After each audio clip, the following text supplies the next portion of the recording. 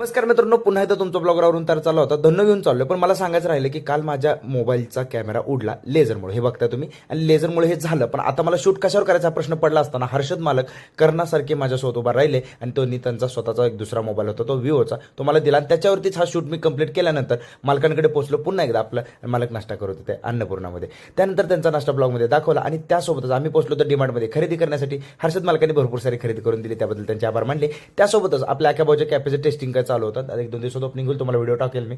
आणि ते टेस्टिंग झाल्यानंतर तिथलं खरंच सांगतो, हेवन कॅफे घेतला अख्याबाजून आपल्या चालवाला, एक नंबर ॲम्बियन्स. त्या सुद्धा आता ही पोरगं बघताय तुम्ही ताशा बाजूत आमच्या मंडळातलं. आणि कसं आहे, दात थोडं जास्त फोडायचं, पण ताशाचा त्याचा कला जास्त फोडाय त्याच्यापेक्षा.